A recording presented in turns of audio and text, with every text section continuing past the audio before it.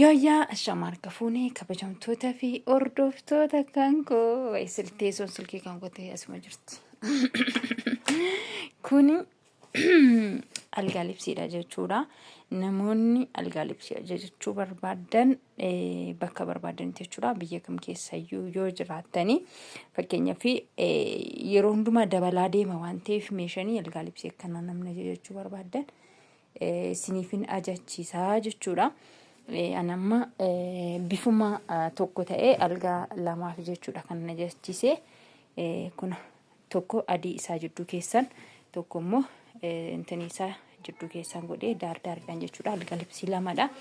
Akkuma argaatii jirtanii baay'ee bareeda jechuudha. Algaa libsii isaa meetir kaamsa irratti hojjetame. Algaa meetir kaamsa irratti baay'ee bareeda. Beebii tiraasii qaba.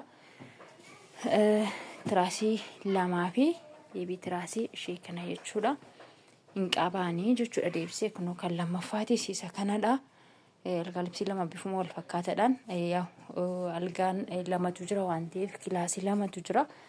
Haala sanaan akkasittiin kan hojjetame jechuudha. Baay'ee bareedduudha. Hedduu tokkoon jaalladhe dhugaa jechuudha. Namoonni barbaadan yoo jiraattan warreen natti dhiyaatan jechuudha. Isiniif hojjechiisuun hin danda'a jechuudha. Namoonni walitti dhiyaanu namoonni boorsee bira dhufa jettanii yaaddan akkasuma immoo namoonni naannoo kootti dhiyoo jirtanii ani sabbataa alamganaa keessan jira waan ta'eef namoonni ajachiifachuu barbaadan kun bifa lamadha jechuudha. Algaa libsii lamatu hojjetameeti jira. Annaa baay'ee tokko bareedduudha. Baay'ee namatti tola.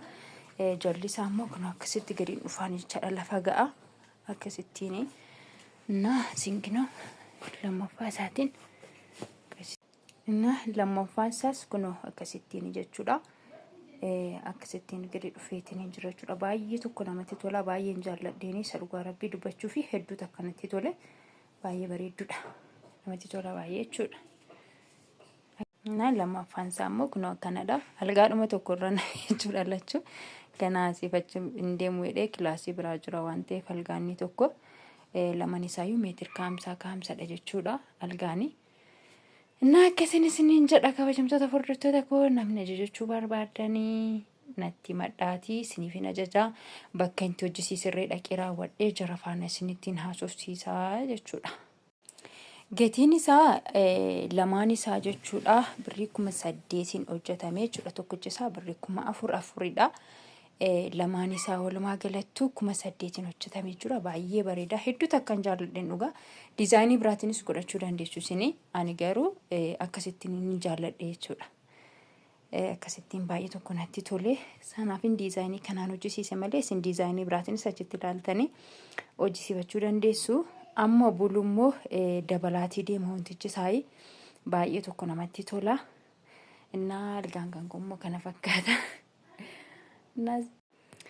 Algaan kun tokko immoo kana fakkaata kan kilaasii tokko keessa jiru hin finne algaa libsiisa sana ganaan fidee irraa fa'a akkasittiin jira jechuudha. Nan hafa jedhee irraa kaasittiin inni iseeyyuu. Akkasii baay'ee tokko bareeda. Algaallee namni ajajachuu barbaadan dhiyeenyatti dhufaa jirtu ta'atanii meetir kaamsadha kunilleedha jechuudha. Algaan isaa baay'ee bareedduudha. Isiniin jara ishee namni ajajachuu barbaadan yoo jiraattanii jara faana walis qunnamsiise jechuudha. Bakkeen irraa bitee algaasii naannoodhuma kana keessa waan barbaadan jechuudha. Warri dhiyeenyatti dhufuu barbaadanii asirraa laallattanii isiniif bakkee isaa dhaqee raawwadhee bakkee irraa bitee dhaqee raawwadhee isinittiin argisiisaa achi keessatti jara faanallee walitti isin dubbisaa jechuudha. Warri dhiyeenyatti dhuftanii algaa bitachuu barbaadan firaashii bitachuu barbaadan warri naannoo kanatti dhiyaatanii jirtanii akkasuma fagoo soo taatan immoo fe'attanii galfachuu dandeessanii bakka isin jirtan irraa yoo gargar ta'e jechuudha. Kun immoo bifti isaa akkanadha. Already istaayiliin isaa tokkuma. Inni tokko adiidha.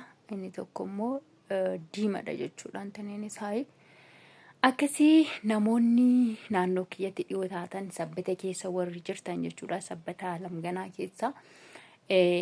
Kuni naannoodhuma kootti jechuudha. Algaa libsiin inni kunis naannoodhuma kootitti hojjetame.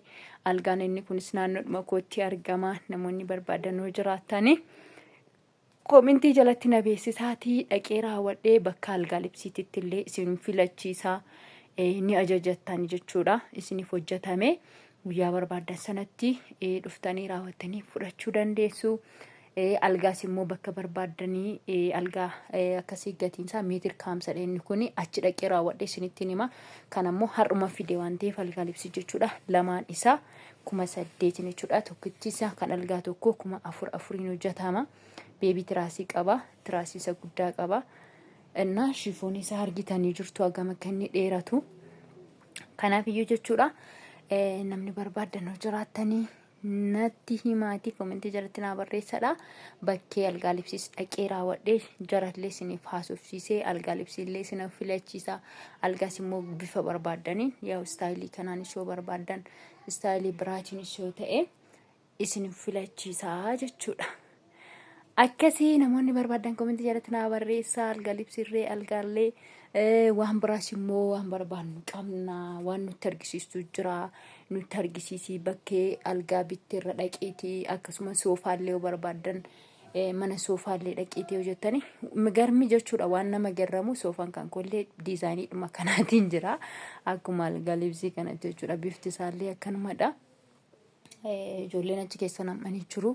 Booda isinitti argisiisa jechuudha. Hojii asitti hojjedha achi deemaa dhiitinan ofirraa isaan ari'ee saaloonii keessa jiran isaanii. Kanaaf ni jeeqanii ijoolleen siistarii kan kootis na bira jiranii ijoolleen koo.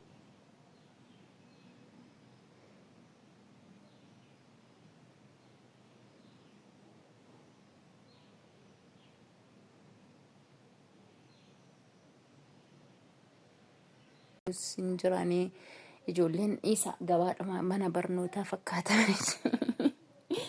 Ana akkasii sin jira kabajamtoota furdittoota koo namni waan kana barbaadan jirtu taananii natti himuu dandeessanii isiniifin ajachiisa jechuudha. Kuni intinillee hin qaba biifee ishii xiqqashu jechuudha. Biifee jedhamti. Algaan inni kuni kun beebii biifee ishii kana biraa qaba jechuudha. Ishee kanatu bira jira. Innaa garanaanis immoo qobaatti kan bitamtee jirti isinitti argisiisa. Kun immoo kun qobaatti bitamte jechuudha. Isheen kuni 12,000 bitamte jechuudha. Qobaa isheetitti kilaasii keessatti jechuudha. Guddina ol dheerina qabdi. Gubbaa sanarra suuraa koof suuraa abbaa manaa kootti jira. Of ilaaluu dadhabdanii tachirra godhatanii naan jedhina garuu. Innaa akkasii kun baay'ee bareeda jechuudha. Jalaanis intinii qabdi. Kun akkasitti deebistee hanga dakaatitti qabdi jechuudha. Intiniidha. Isheen kun immoo 12,000 bitamte jechuudha qobaa isheetitti. Akkas fakkaata isiniin jedha kabajamtoota furdistoota koo namni jechuu barbaadan hoo jiraattan waan akkanaa bakkee isaa dhaqee raawwadhe isiniifin ajachiisaa jechuudha. Isinittiin argisiisaa achillee dhaqee namni barbaadan hoo jiraattan.